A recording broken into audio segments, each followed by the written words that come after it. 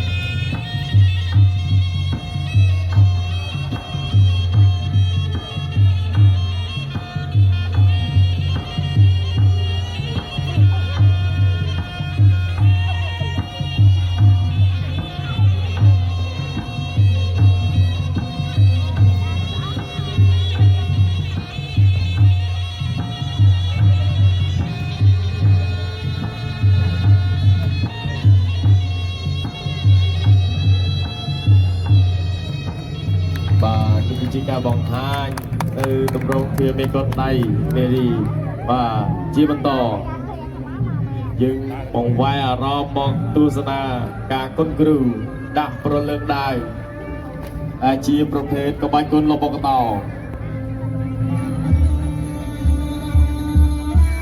បាទការគុនគ្រូនេះយើងរួមជាមួយនឹងឯកសណ្ឋានទ័ពในការប្រើប្រាស់ដាវសូមបញ្ជាក់បងប្អូនថាដាវនេះគឺជាដាវកន្ទុយត្រីដែលជាយុទ្ធបកវរៈខ្មែរប្រើប្រាស់ទឹកសម្រាប់ធ្វើសឹកសង្គ្រាមនាសម័យអង្គរ ប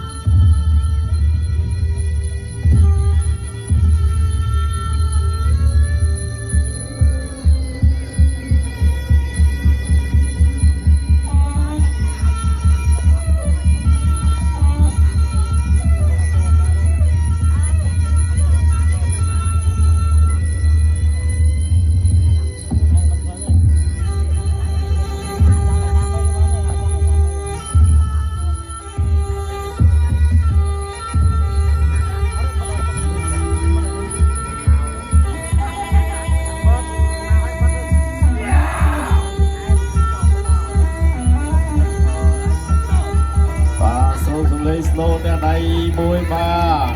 នេះគឺជាការបង្ហាញនៅទម្រង់គុណគ្រូនៃការប្រើប្រាស់ដែរ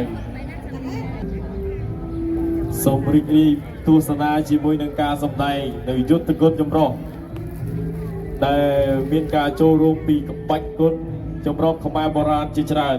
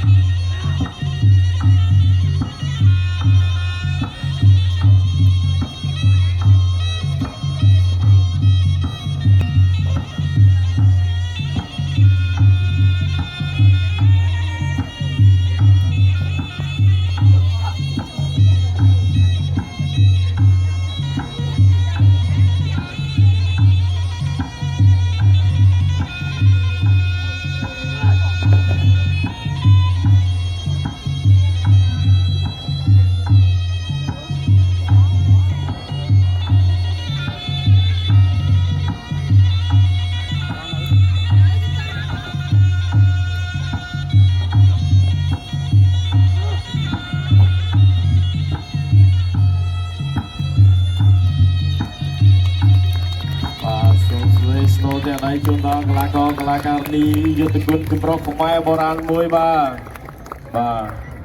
នេះគឺជាការបង្ហាញនៅតម្រង់យុទ្ធគុណចម្រុះខ្មែរបុរាណរួមបញ្ចូលក្បាច់គុណចូលគ្នាតែម្ដង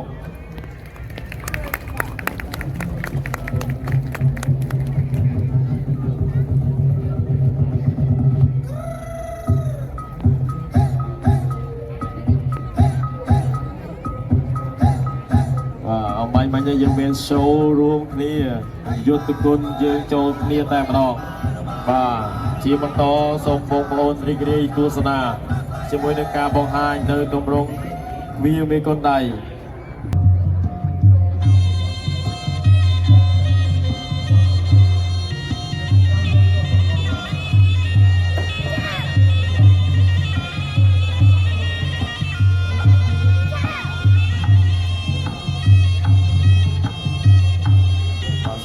ក្នុងថាក្បាច់គុណរបស់កតោគឺជាក្បាច់គុណដ៏ចំណាស់មួយរបស់ជនជាតិខ្មែរនិងមានប្រវត្តិរាប់ពាន់ឆ្នាំមកហើយដែលបានចាក់ឆ្លាក់លើជញ្ជាំងប្រាង្គប្រាសាទនានារបស់កតោទីបន្សពពាក្យរបស់បូកជាមួយនឹងតោរបស់មានន័យថាបូកវាយរុញឬតោមានន័យថាសត្វតោជាមហាកម្លាំងឬមហាធម៌ពលគុណរបស់កតោត្រូវបានអ្នកចម្បាំងគ្រប់សម័យកាលប្រើប្រាស់បាច់ប្រយុទ្ធនេះក្នុងសមរភូមិនិងលើសពីនេះទៅទៀតគុណរបស់កតោត្រូវបានប្រើក្នុងទម្រង់កីឡាប្រយុទ្ធបែបប្រពៃណីមួយដែលអ្នកប្រយុទ្ធអាចប្រើចំហខ្ពស់បោកផ្ដួលនិងកាច់ញៀនជាដើម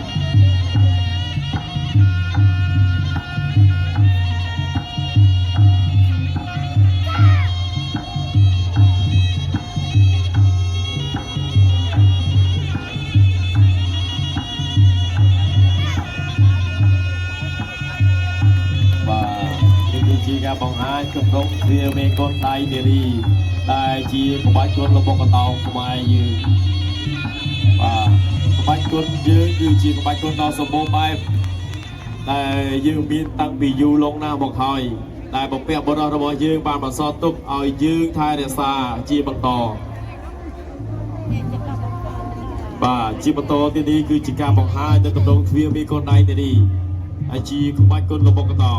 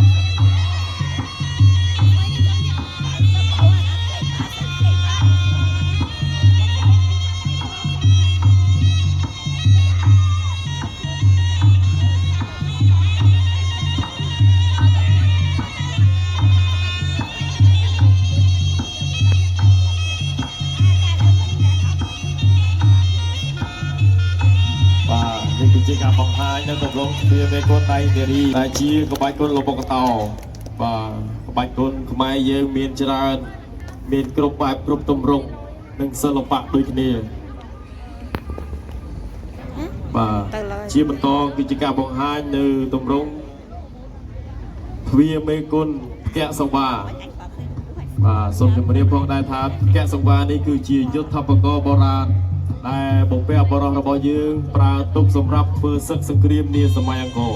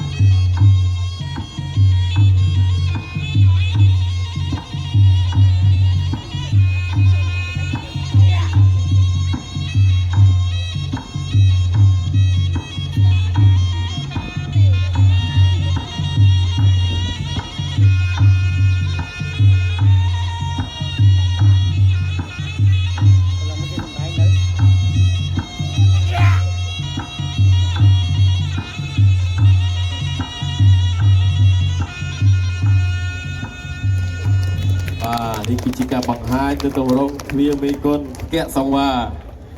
កៈសង្វានេះគឺជាឧបករណ៍មួយដែលបំពាក់បរោះរបស់យើងប្រើទុកសម្រាប់ធ្វើសឹកសង្គ្រាមច្បាំងគ្រប់សម័យកាលជាពិសេសគឺសម័យអង្គរ